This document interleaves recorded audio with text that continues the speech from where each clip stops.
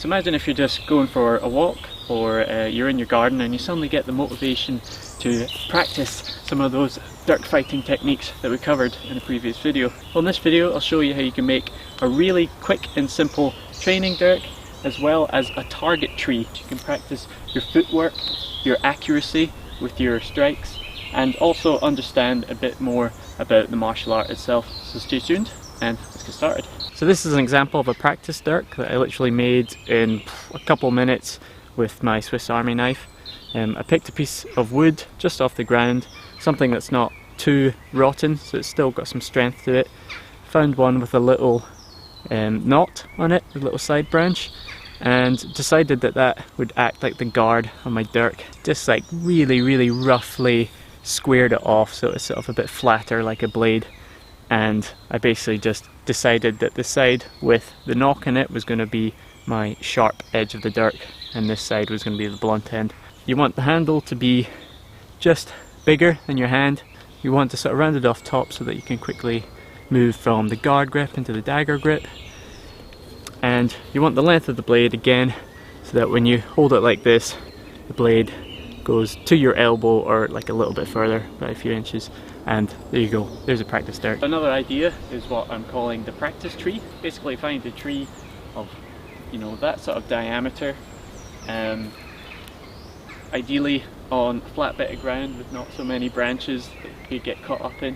And we're basically going to mark some certain areas of the tree and treat them like targets.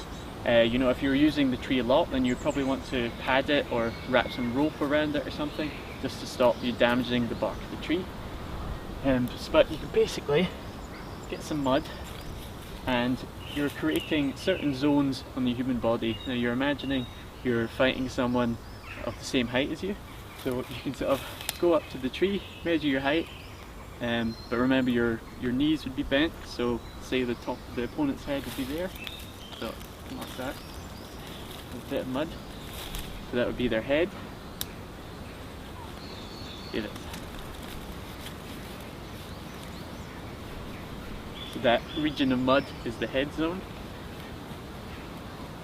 You'd have kind of stomach there, and then you'd have the top of the opponent's leg.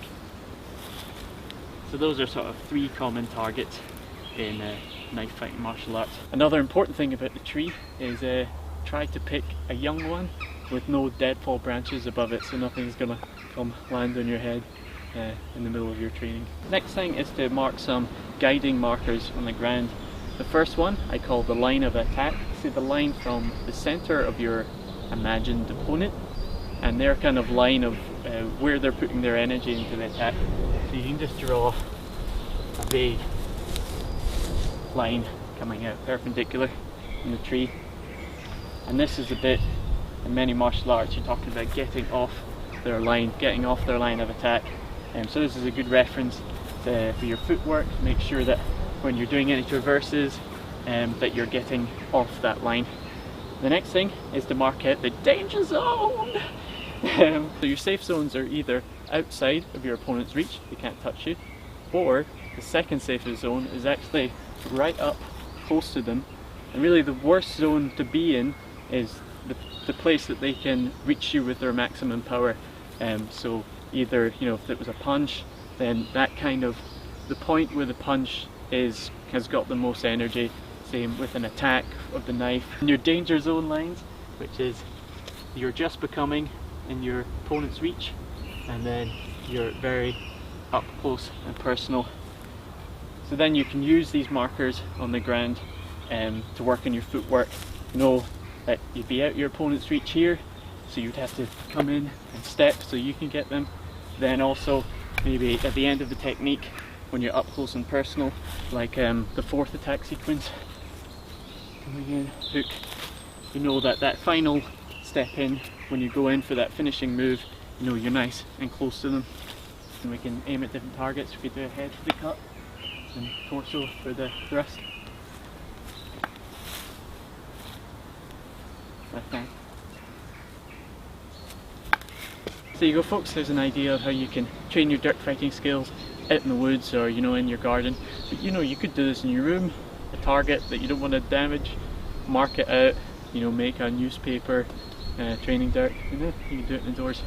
But have fun with it folks, stay safe, and I'll be back with another video as soon as I can.